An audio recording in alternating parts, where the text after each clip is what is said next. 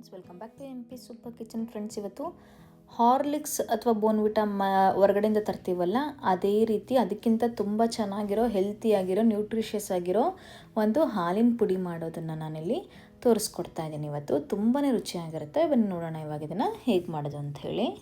ಇದಕ್ಕೇನೇನು ಬೇಕು ಅಂತ ಹೇಳಿ ನೋಡೋಣ. ಮೊದಲಿಗೆ ನಾನಿಲ್ಲಿ ಕೋಕೋ ಪೌಡ್ರ್ ತೊಗೊಂಡಿದ್ದೀನಿ, 3/4 ಕಪ್ನಷ್ಟು ತೊಗೊಂಡಿದ್ದೀನಿ. ನೆಕ್ಸ್ಟು 1.5 ಕಪ್ನಷ್ಟು ಬೆಲ್ಲ, 1 ಕಪ್ನಷ್ಟು ಮಖಾನ, 2 ಕಪ್ನಷ್ಟು ಹಾಲಿನ ಪುಡಿ ತೊಗೊಂಡಿದ್ದೀನಿ. ನೆಕ್ಸ್ಟು ವಾಲ್ನಟ್ಸ್ ತೊಗೊಂಡಿದ್ದೀನಿ 1/4 ಕಪ್ಪು ಬಾದಾಮಿ, 1/4 ಕಪ್ಪು ಪಿಸ್ತಾ, ಆಮೇಲೆ ಅರ್ಧ ಕಪ್ಪು ಓಟ್ಸ್ ತೊಗೊಂಡಿದ್ದೀನಿ. ಓಟ್ಸ್ ಅಂದರೆ ಇಲ್ಲಿ ರೋಲ್ಡ್ ಓಟ್ಸ್ ಅಂತ ಕರೀತಾರೆ, ಅದನ್ನು ತೊಗೊಂಡಿದ್ದೀನಿ. ಸಫೋಲಾ ಓಟ್ಸ್ ಎಲ್ಲ ಅಲ್ಲ, ಇದು ರೋಲ್ಡ್ ಓಟ್ಸ್ ಅಂತ ಕರೀತಾರೆ, ಅದನ್ನು ತೊಗೊಂಡಿದ್ದೀನಿ. ಅಂಗಡಿಗಳಲ್ಲೆಲ್ಲ ಸಿಗುತ್ತೆ. ಇವಾಗ ಒಂದು ಪ್ಯಾನ್ನಲ್ಲಿ ಎಲ್ಲ ನಟ್ಸನ್ನು ಹಾಕ್ಕೊಂಡು ಇಲ್ಲಿ ರೋಸ್ಟ್ ಮಾಡ್ಕೊತಾಯಿನಿ, ಡ್ರೈ ರೋಸ್ಟ್ ಮಾಡ್ಕೊತಾಯಿನಿ. ಇದಕ್ಕೆ ತುಪ್ಪ ಆಗಲಿ ಎಣ್ಣೆ ಆಗಲಿ ಏನೂ ಬಳಸಿಲ್ಲ ನಾನು. ಆಮೇಲೆ ಮಖಾನ ಕೂಡ ಇವಾಗೆ ಹಾಕ್ಕೊತಾಯಿನಿ. 1 ಕಪ್ನಷ್ಟು ಮಖಾನ ತೊಗೊಂಡಿರೋದಲ್ವ, ಎಲ್ಲನೂ ಸೇರಿ ಒಂದು 5-7 ನಿಮಿಷ ಇದನ್ನು ಚೆನ್ನಾಗಿ ಹುರ್ಕೋಬೇಕಾಗತ್ತೆ. ಮೀಡಿಯಮ್ ಫ್ಲೇಮ್ನಲ್ಲಿ ಹುರ್ಕೊಂಡ್ರೆ ಸಾಕು.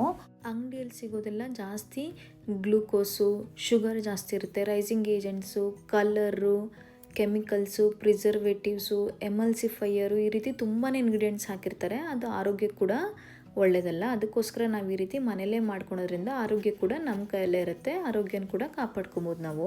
ನೆಕ್ಸ್ಟ್ ನಾನಿಲ್ಲಿ ಓಟ್ಸ್ ಹಾಕ್ಕೊತಾ ಇದ್ದೀನಿ.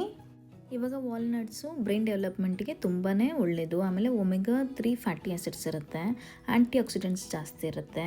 ಈಗ ನಾವು ಪಿಸ್ತಾ ಬಳಸಿದ್ದೀವಲ್ಲ, ಪಿಸ್ತಾದಲ್ಲಿ ಕೂಡ ಪ್ರೋಟೀನ್ ಮತ್ತು ಫೈಬರ್ ಜಾಸ್ತಿ ಇರುತ್ತೆ, ವೈಟಮಿನ್ B6 ಇರುತ್ತೆ. ಆಮೇಲೆ ಮಖಾನ ಬಳಸಿದ್ದೀವಲ್ಲ, ಆ ಮಖಾನದಲ್ಲಿ ಕ್ಯಾಲೋರಿ ಲೋ ಇರೋದ್ರಿಂದ ಅದರಲ್ಲೂ ಕೂಡ ಪ್ರೋಟೀನು ಮತ್ತು ಫೈಬರ್ ಜಾಸ್ತಿ ಇರುತ್ತೆ, ಕ್ಯಾಲ್ಶಿಯಂ ಮೆಗ್ನೀಷಿಯಮ್ ಇರುತ್ತೆ. ಸೊ ಎಲ್ಲ ಹಾಕಿರೋ ಪದಾರ್ಥ ಕೂಡ ತುಂಬಾ ಒಳ್ಳೆಯದು. ಓಟ್ಸಲ್ಲಿ ಹಾರ್ಟ್ ಹೆಲ್ತ್ನ ಮೇಂಟೈನ್ ಮಾಡೋ ಶಕ್ತಿ ಇರುತ್ತೆ ಓಟ್ಸಲ್ಲಿ.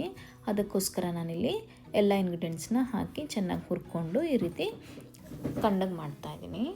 ನೆಕ್ಸ್ಟ್ ನಾನಿಲ್ಲಿ 3/4 ಕಪ್ನಷ್ಟು ಕೋಕೋ ಪೌಡರ್ ಹಾಕ್ಕೊತಾ ಇದ್ದೀನಿ. ಆಮೇಲೆ 1.5 ಕಪ್ನಷ್ಟು ಬೆಲ್ಲದ ಪುಡಿ ಹಾಕ್ಕೊತಾ ಇದ್ದೀನಿ. ನೆಕ್ಸ್ಟು 2 ಕಪ್ನಷ್ಟು ಮಿಲ್ಕ್ ಪೌಡರ್, ಅಂದರೆ ಇದು ಸ್ವೀಟ್ ಇಲ್ಲ, ಅನ್ಸ್ವೀಟೆಂಡ್ ಮಿಲ್ಕ್ ಪೌಡರ್ ಹಾಕ್ಕೊತಾ ಇರೋದು, ಅಥವಾ ಕೋವಾ ಪೌಡರ್ ಅಂತ ಕರೀತಾರೆ. ಆಮೇಲೆ ನಾನಿಲ್ಲಿ ಒಂದು ಕಾಲು ಚಮಚ ಇಲ್ಲ ಅರ್ಧ ಚಮಚದಷ್ಟು ನಾನಿಲ್ಲಿ ಏಲಕ್ಕಿ ಪುಡಿ ಹಾಕ್ಕೊಂಡಿದ್ದೀನಿ. ಅದು ತುಂಬ ಚೆನ್ನಾಗಿರುತ್ತೆ. ನಾನು ಆಗಲೇ ಬಿಸಿ ಹುರಿದಿಟ್ಕೊಂಡಿದ್ವಲ್ಲ, ಅದು ತುಂಬ ಬಿಸಿ ಇತ್ತಲ್ಲ, ಇವಾಗ ಸ್ವಲ್ಪ ತಣ್ಣಗಾಗಿದೆ. ಇವಾಗ ಇದನ್ನು ನಾನಿಲ್ಲಿ ಚೆನ್ನಾಗಿ ಮಿಕ್ಸಿ ಮಾಡ್ಕೊತಾ ಇದ್ದೀನಿ. ಬಿಸಿ ಇದ್ದಾಗೆ ಮಿಕ್ಸಿ ಮಾಡಿಕೊಂಡ್ರೆ ಎಣ್ಣೆ ಬಿಟ್ಬಿಡುತ್ತೆ. ಸೊ ಅದಕ್ಕೋಸ್ಕರ ಸ್ವಲ್ಪ ತಣ್ಣಗಾಗಬೇಕು. ಚೆನ್ನಾಗಿ ತಣ್ಣಗಾದ್ಮೇಲೆ ನಾವಿಲ್ಲಿ ಇದನ್ನು ಮಿಕ್ಸಿ ಮಾಡ್ಕೋಬೇಕು ತರ್ತರಿಯಾಗಿ. ನಾವು ಇಲ್ಲಿ ಕೋಕೋ ಪೌಡರ್ನ ನಾವು ಕಲರ್ ಜಾಸ್ತಿ ಬೇಕು, ಮಕ್ಕಳು ತುಂಬ ಇಷ್ಟಪಡ್ತಾರೆ, ಚಾಕ್ಲೇಟ್ ಫ್ಲೇವರ್ ಅನ್ನೋ ಥರ ಇತ್ತು ಅಂದರೆ ನಾವು ಬೇಕಾದ್ರೆ 1-1.25 ಕಪ್ವರೆಗೂ ನಾವು ಬಳಸ್ಕೋಬೋದು. ಆದರೆ ಏನಾಗುತ್ತೆ, ಕೋಕೋ ಪೌಡರ್ ಜಾಸ್ತಿ ಬಳಸೋದ್ರಿಂದ ನಾವು ಕಹಿ ಆಗೋ ಚಾನ್ಸಸ್ ಭಾಳ ಇರುತ್ತೆ, ಮಕ್ಕಳು ಇಷ್ಟಪಡದಲ್ಲೇ ಇರ್ಬೋದು. ಅದಕ್ಕೋಸ್ಕರ ನಾನಿಲ್ಲಿ 3/4 ಕಪ್ಪು ಬಳಸ್ತಾ ಇದ್ದೀನಿ. ನೋಡಿ, ಇದು ಚೆನ್ನಾಗಿ ಪುಡಿಯಾಗಿದೆ. ಇವಾಗ ಡ್ರೈ ಫ್ರೂಟ್ಸ್ ಪೌಡರು ನಾನು ಇದನ್ನು ಸೇರಿಸಿ ಚೆನ್ನಾಗಿ ಇದನ್ನು ನಾನಿಲ್ಲಿ ಜರಡಿ ಇಟ್ಕೊತಾ ಇದ್ದೀನಿ.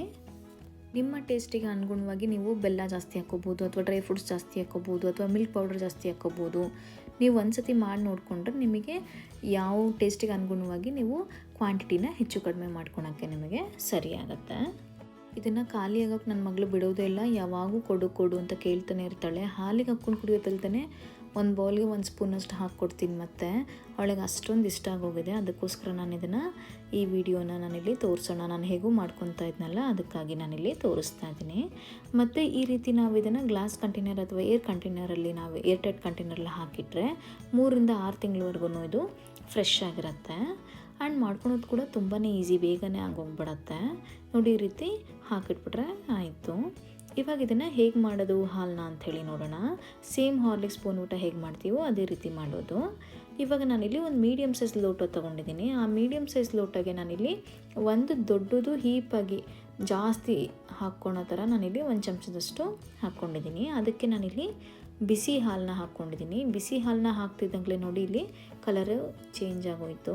ನಾವು ಇನ್ನೂ ಸ್ವಲ್ಪ ಬೆಲ್ಲ ಬೇಕು ಅಂದರೆ ಈ ಪಾಯಿಂಟಲ್ಲಿ ನಾವಿಲ್ಲಿ ಬೆಲ್ಲನ ಆ್ಯಡ್ ಮಾಡ್ಕೋಬೋದು. ನಾವು ಹಾಕಿರೋ ಕ್ವಾಂಟಿಟಿ ಬೆಲ್ಲ ಸಾಕಾಗತ್ತೆ, ಇನ್ನೂ ಬೇಕಂದವರು ನಾವು ಹಾಕ್ಕೋಬೋದು. ನೋಡಿರಲ್ಲ ಫ್ರೆಂಡ್ಸ್, ಈ ಹೋಮ್ ಮೇಡ್ ಬೋನ್ವಿಟಾನ ಹೇಗೆ ಮಾಡೋದು ಅಂತ. ನೀವು ಕೂಡ ಇದನ್ನು ಮನೆಯಲ್ಲಿ ಮಾಡಿ ಹೇಗಾಯಿತು ಅಂತ ತಪ್ಪದೆ ಕಮೆಂಟ್ ಮಾಡೋದನ್ನು ಮರಿಬೇಡಿ. ಮತ್ತೊಂದು ಈಸಿ ರೆಸಿಪಿಯೊಂದಿಗೆ ಮತ್ತೆ ಬೇಗ ಮೀಟ್ ಆಗ್ತೀನಿ. ಇಲ್ಲಿವರೆಗೂ ಥ್ಯಾಂಕ್ ಯು.